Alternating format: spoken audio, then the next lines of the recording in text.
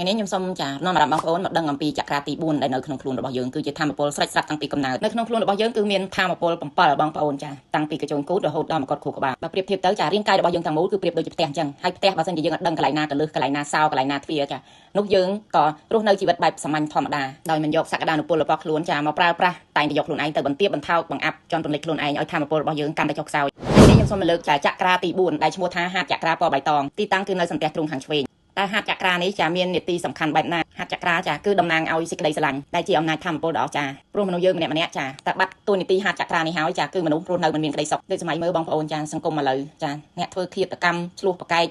កាប់ចាក់គ្នាដោយសារអីចាដោយសារគាត់បាត់នៅហាតចក្រាហើយសម្រាប់ហាតចក្រានេះចាមិនសំដៅទៅលើដូចយើងមានសេចក្តីស្រឡាញ់ស្នេហាប្តីប្រពន្ធគឺអត់សំដៅអញ្ចឹងទេបងប្អូនសេចក្តីស្រឡាញ់ត្រង់នេះចាគឺស្រឡាញ់ឲ្យមេត្តាលើកលែងឲ្យអភ័យធ្វើល្អដាក់នរណាម្នាក់ចាគឺមិនទាមទារនៅភាពតបស្នងមានសន្តិភាពផ្លូវចិត្តមេត្តាអត់ទោសស្រឡាញ់ដ៏បរិសុទ្ធចេះជួយចិត្តស្ងប់ហើយពេលដែលចក្រាទី4របស់យើងប្លុកធ្វើឲ្យយើងមានអារម្មណ៍ថាភ័យខ្លាចចូលចិត្តនៅម្នាក់ឯងឆាប់អន់ចិត្តហើយនៅពេលដែលចក្រារបស់យើងប្លុកចាគឺធ្វើឲ្យយើងមានជំងឺលើសឈាមជំងឺខ្សោយបេះដូងជំងឺចាណែនទ្រូងអាការៈទាំងនេះហើយចាជាសញ្ញាថាចក្រាទី4របស់យើងគឺមិនត្រូវបានបើកយើងមានកង្វះចាធម៌ពលនៃសេចក្តីស្រឡាញ់ចំពោះខ្លួនឯងស្រឡាញ់ចំពោះមនុស្សជុំវិញខ្លួនអញ្ចឹងបងប្អូនដែលមានជំងឺលើសឈាមជំងឺបេះដូងជំងឺណែនដើមទ្រូងអីហ្នឹងបងប្អូនចាចូលបងប្អូនព្យាយាមទៅបើកនៅចក្រាទី4របស់យើងពេលថាបើកចក្រានេះបងប្អូនចាដូចខ្ញុំលើកពីខាងដើមអញ្ចឹងគឺធ្វើឲ្យចិត្តយើងមានមេត្តាចិត្តយើងឲ្យអភ័យលើកលែងមានក្តីស្រឡាញ់ប្រៀបដូចជាក្តីស្រឡាញ់ចំពោះហើយសេចក្តីស្រឡាញ់ត្រង់នេះចាខ្ញុំលើកដូចជាយើងស្រឡាញ់កូនពាក្យថាយើងស្រឡាញ់កូននេះបងប្អូនចាទោះបីជាកូនកើតមកប្រកបដោយកន្លងធម៌ឬក៏ជុំវិញខ្លួនមនុស្សជុំវិញខ្លួនគេស្អប់ពើមប៉ុន្តែសេចក្តីស្រឡាញ់របស់គាត់គឺអត់ដែលប្រែប្រួលទេតែងតែលើកលែងតែងតែឲ្យមេត្តា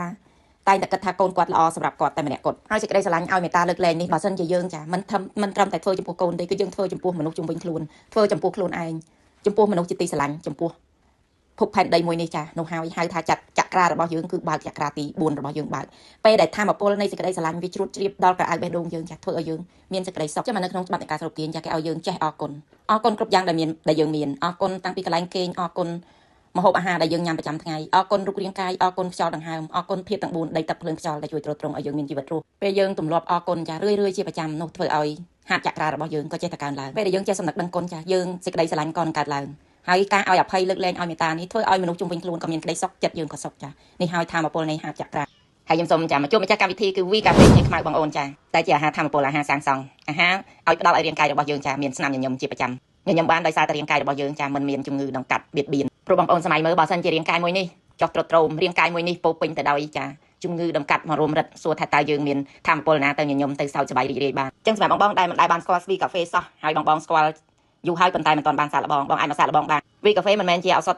ហើយក៏មិនមែនជាថ្នាំពេទ្យដែរប៉ុន្តែវីកាហ្វេគឺជាចំណែកមួយនៃរាងកាយផ្ដល់ធម៌ពលដល់រាងកាយឲ្យរាងកាយមានធម៌ពលសម្រាប់បងដែលមានលើសជាតិខ្លាញ់លើសជាតិស្ករលើសជាតិអាស៊ីតបងអាចជ្រើសមកប្រើជាមួយនឹងវីកាហ្វេបងញ៉ាំវីកាហ្វេបូករួមជាមួយនឹង V4 Extra ជាប្រចាំមួយថ្ងៃ2ទៅ3ដងចាធ្វើឲ្យរាងកាយរបស់យើងមានធម៌ពលធ្វើឲ្យប្រព័ន្ធការពាររាងកាយរបស់យើងរឹងមាំចាបំបត្តិជំងឺឈឺសន្លាក់បញ្ចុះជាតិខ្លាញ់ជាតិស្ករព្រោះវីកាហ្វេនិង V4 Extra ចាគឺចម្រាញ់ខ្ញីខ្មៅដែលជួយដល់រាងកាយរបស់យើងចាហើយរាល់ថ្ងៃបងញ៉ាំថ្នាំពេទ្យជាប្រចាំចាបងអាចបន្ថែមនៅចាវីកាហ្វេជាមួយនឹង V4 Extra នេះបងប្អូនពីរមុខនេះរួមបញ្ចូលគ្នា